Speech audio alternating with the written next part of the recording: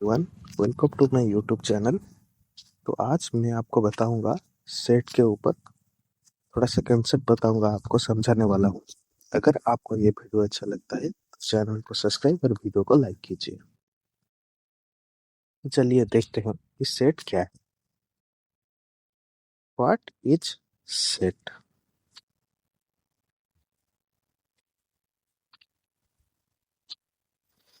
तो देखते हैं। ए वेल डिफाइंड ए फिर से ध्यान से सुनिए मेरी आवाज को। A well defined collection of some distinct object.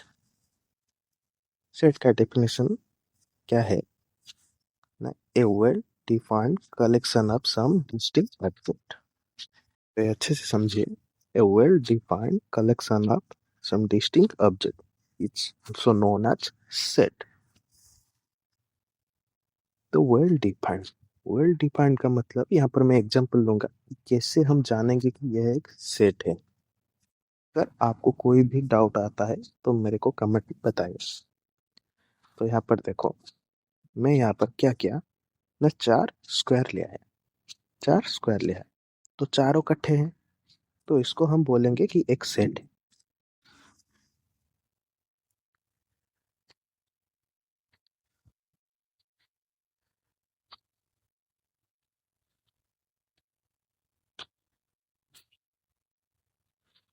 तो क्या है दोनों मेथड? देखिए, पहला मेथड जो है उसको हम कहते हैं सेट बिल्डर मेथड। क्या है वो मेथड? या सेट बिल्डर मेथड। तो दूसरा वाला जो है उसको हम कहते हैं टेबुलर मेथड, या फिर उसका और एक भी नाम है, क्या है ना, रोस्टेड मेथड। और इसको हम लिस्टिंग मेथड भी कह सकते हैं। जान लो, इसको हम कई बार लिस्टिंग मेथड भी कह सकते हैं। तो पहला वाला मेथड है सेट बिल्डर मेथड और दूसरा वाला है टेबुलर मेथड। क्लियर? तो सेट बिल्डर मेथड हम किस तरह रिप्रेजेंट करते हैं? देखिए, ए इच एनी सेट।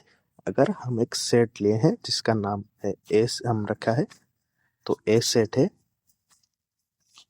तो अब देखिए, अगर स्मॉल ए जो कि कैपिटल ए का एलिमेंट है, तो स्मॉल ए क्या है ना, कैपिटल ए का एलिमेंट है। तो सेट बिल्डर में लिखने पर क्या होगा? देखिए, a such that a is even n, मतलब ए जो एलिमेंट है वो इवन नंबर है। मतलब तो ए किस सेट को बिलोंग्स करता है? नेचुरल नंबर सेट जो है उसको बिलोंग्स करता है।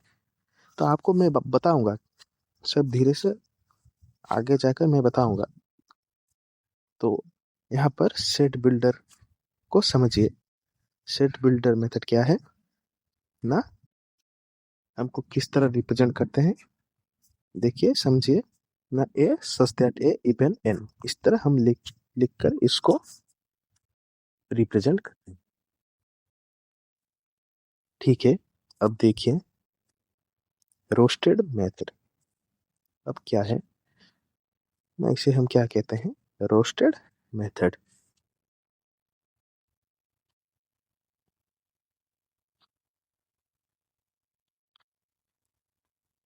रोस्टेड मेथड को उसका दूसरा नाम है लिस्टिंग मेथड।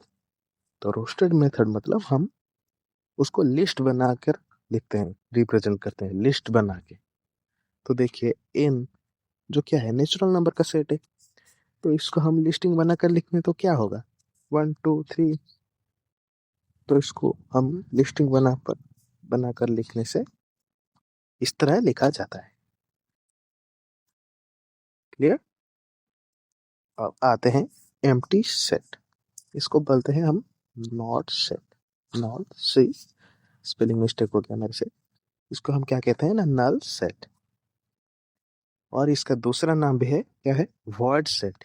इसका दूसरा नाम क्या है? Void set. तो एम्प्टी सेट क्या है ना, जिस सेट के अंदर कोई भी एलिमेंट प्रेजेंट नहीं होगा। मतलब वो एक सेट है जिसमें कोई भी एलिमेंट प्रेजेंट नहीं है। तो इसका हम डेफिनेशन में लिखें तो क्या लिखेंगे? The empty collection, the empty collection is also known as empty set. तो देखिए, the empty collection is also well defined through the empty collection is also called the empty set. तो इस सेट में कोई भी एलिमेंट प्रेजेंट नहीं होगा।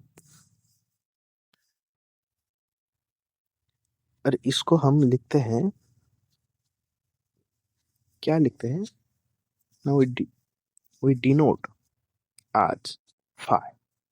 इस सेट को हम क्या डिनोट करते हैं ना? फाइ। फाइ को इस तरह लिखते हैं कुछ, वो जीरो जीरो के बीच में एक स्ट्रेट लाइन ड्रा कर देना। तो यहाँ पर मैंने लिखा है वो दूसरे वाला, उसको हम फाइ। अब मैं आपको कुछ सेट के बारे में बताऊंगा। एग्जाम्पल ज्यादातर हम यूज करेंगे इन सेटों को। तो देखिए वो क्या है ना, एन, कैपिटल एन।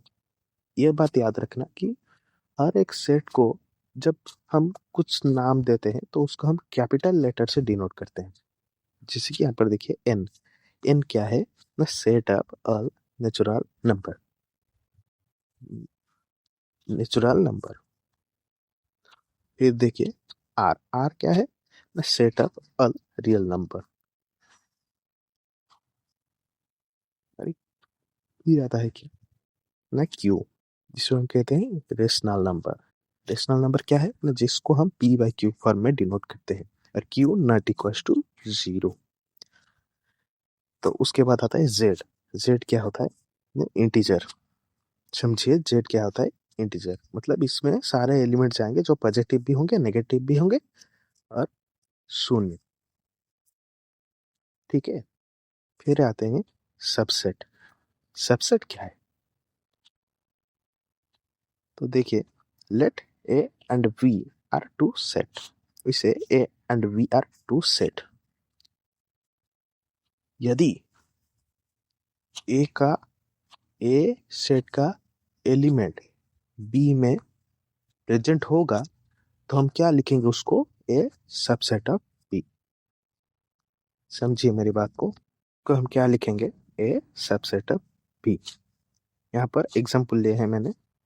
देखो, ए का एलिमेंट जो है स्मॉल ए स्मॉल बी स्मॉल सी है, और बी का एलिमेंट जो है स्मॉल ए small B small C small D small ई है। तो यहाँ पर देखिए ए का जो तीनों एलिमेंट है वो बी के अंदर प्रेजेंट है। तो इसे हम क्या लिख सकते हैं? ए सबसेट ऑफ बी। सबसेट का कंसेप्ट याद रखिए। इफ वी राइट ए, वो सबसेट का जो चिन्ह है वो सी की तरह होता है। अगर उसके नीचे इक्वल्स टू का इक्वल्स टू हम दे दे तो उसको क्या हो जाता है ना? Proper subset. ये बात याद रखें, प्रॉपर सबसेट। ये ज्यादातर प्रॉब्लम सॉल्व करने में मदद करती है, प्रॉपर सबसेट जो है। तो आज इतना ही। अगली बार फिर मुलाकात होगी, फिर एक नए कंसेप्ट लाके।